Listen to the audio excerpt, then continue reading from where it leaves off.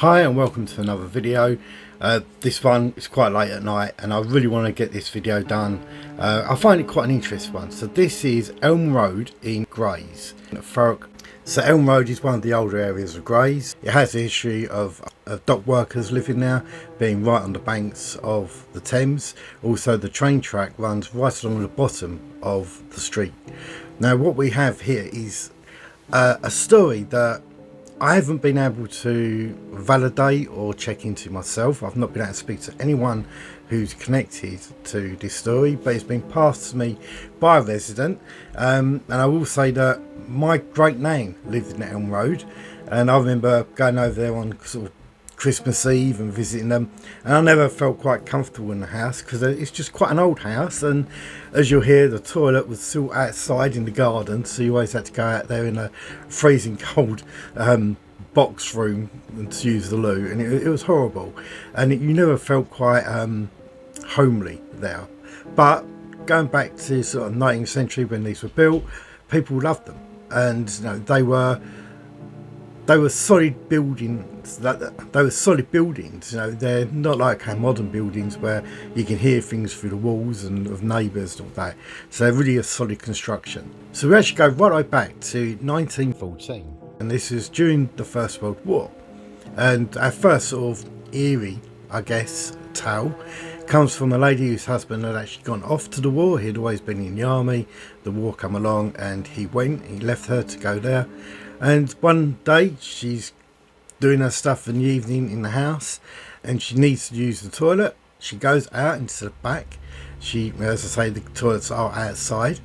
And as she finished her business in the toilet, she turned around to see a figure standing at her back door. And she didn't think it was a ghost or anything like that, but she shot off, run down the street. At the back of the entrance of the gardens, it leads to a footpath that goes up to an alleyway.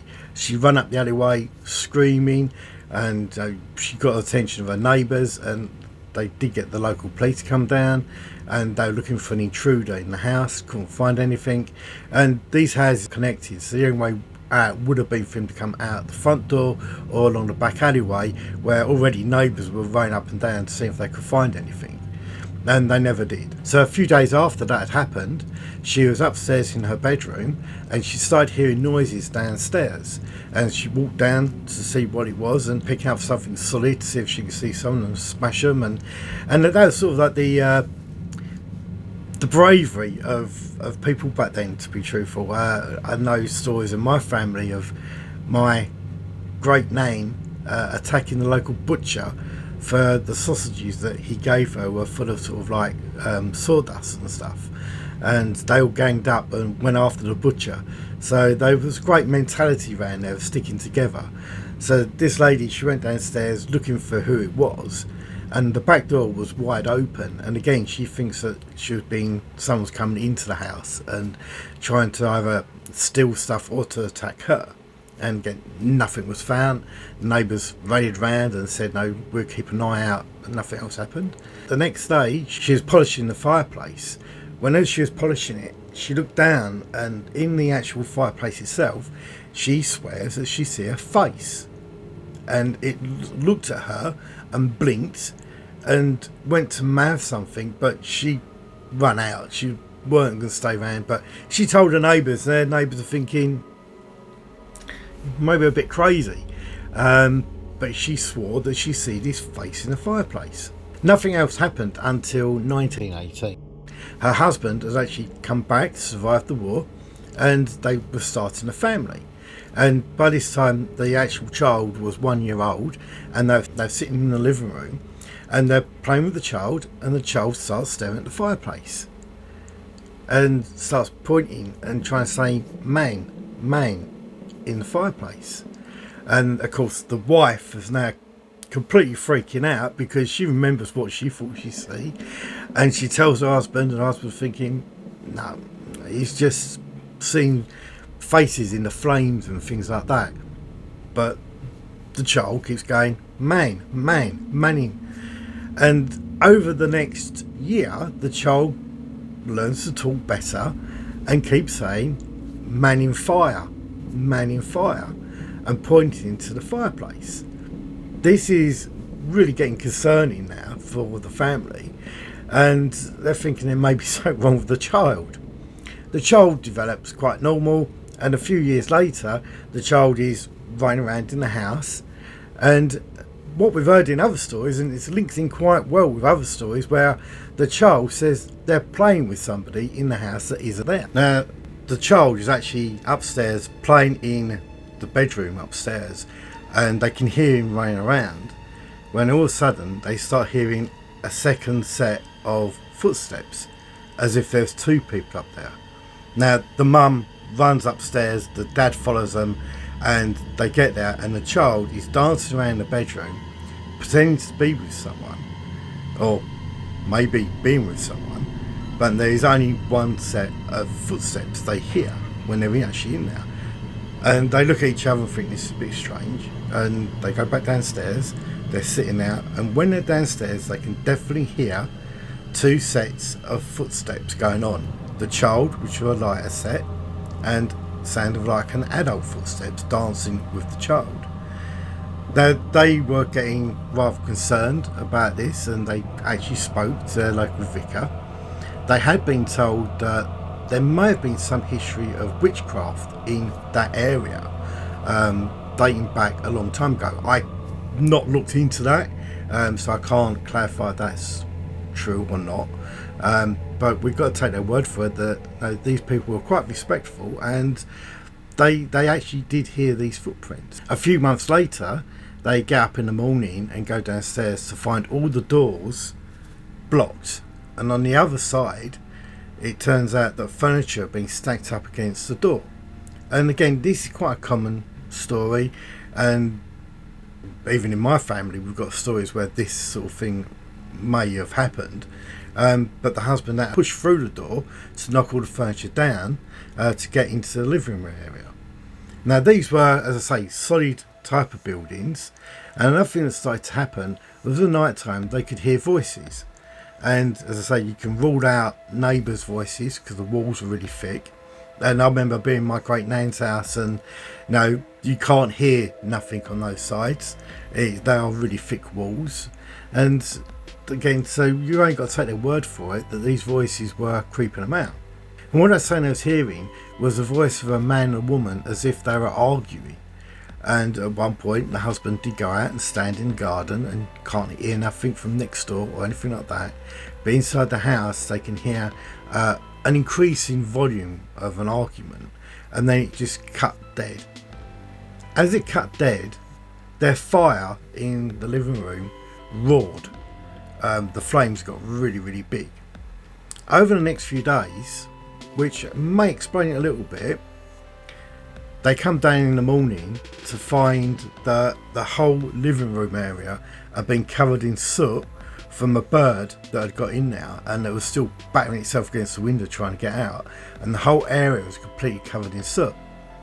Now, that does tend to happen with chimneys and all that. This happened 4 days on the trot, and it obviously wasn't the same bird, but for 4 days on the trot they'd come down in the morning to find the whole living room covered in soot. They had a chimney sweeper to come up and check the chimney. There was no nest up there, but this bird kept coming, or these birds kept coming down their chimney. Out of all the street, only their chimney come down and covering the whole area. And they were crows, so they were big birds coming down that chimney and causing havoc in the house. And one time, obviously being what birds are, it was rather a messy sight, bird getting injured and everything, so completely cleaning the house all the time. On one of these mornings, the lady starts cleaning up all the soot, and she sees that there's little children's footprints. By this time her child had grown up a little bit, and she sees tiny footprints in the soot leading around the house, and the footprints led to the section underneath the stairs, and it was boarded off, so you couldn't actually get in there, and it was just like a blank wall. And I know what you're thinking, was there a body behind there? There wasn't a body behind there or anything like that. It was just a non-accessible point, but the footprints led up to that. Over the next few days, these footprints would turn up randomly in the house, and to a point where they started thinking, have they got someone living in the house that they can't find? Is there a boy and a child or something like that are sneaking into the house when they're not there? The husband was sleeping downstairs to make sure no one was breaking in, and the footprints did appear while he was sleeping there. So again, we can rule that out. Another instance, what we had, family had actually gone away for a few days, and when they come back, the neighbours were reporting flashing lights in their house. Now, this is still sort of like in between the two world wars, and having flashing lights in the house wasn't a normal thing, not today with LEDs and all that, but they were saying there were like really bright flashes coming from the house, and they again can't contact these people while they're away back then, so there's no way of knowing.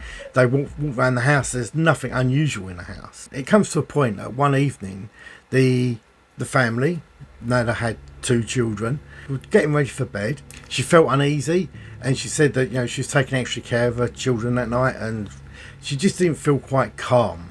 She put them to bed. She went downstairs to her husband, and they was making tea, when all of a sudden the house felt really, really dark.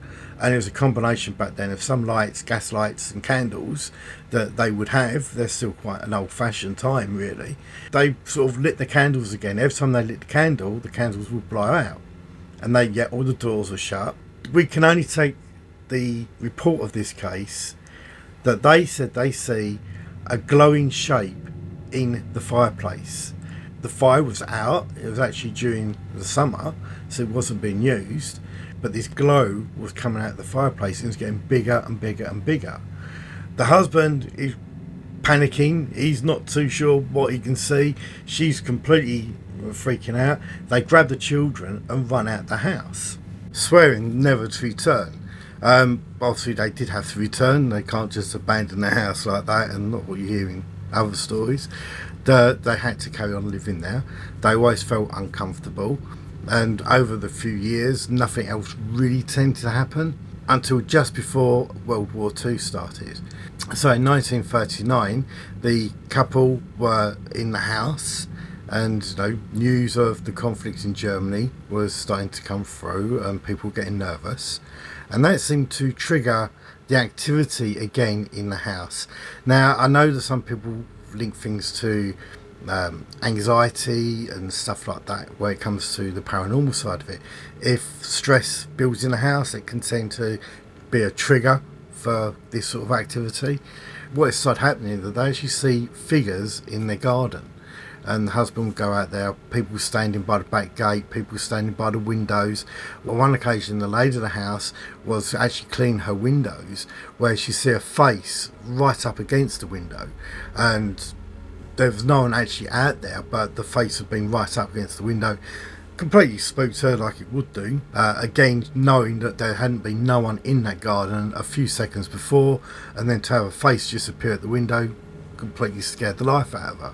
And these increased again and again and again until 1940, where they actually were an opportunity to leave the house. So new people moved in, not knowing anything of the history of the building, and neighbours didn't tell them anything. And very soon they were reporting of strange events going on in the house, mainly footsteps upstairs when they was downstairs, thinking they could hear people going up and down the stairs. Also, at the same time, we were getting reports of the back alleyway that led up by the train track, of strange sightings of people walking across that weren't actually there. Someone was walking their dog down there, and they believed to see someone walk in front of them that was impossible because you'd been walking straight across the train track. So these sort of be a little bit of a hotbed of these sort of reports now that were building up. As I say, I do know the area, being there many times to see my name, and I didn't really find it very comfortable myself. And I know my own family history. My great nan never really told me anything about ghost stories in her street or anything like that. So when I heard this, it did spike my interest on the area, and I thought, oh, this is a great story, looking into it. And I've not really been able to find, apart from just this one report that's been passed to me, I can't really find anything else on top of it. But Elm Road is a curved pathway in the road, and it all feels a bit wonky, to be truthful. It is an interesting one. I say this is just a bit of a short story for you, but I just thought it'd be an interesting one for you to like and enjoy. And it's, if you do know anything about Elm Road, let me know, because I'd be interested to know if we've got any more ghost stories from that street itself, and I can add it and update the video. I hope you liked it. If you like it, give it a like and a subscribe, and I'll see you soon in the next video. Bye.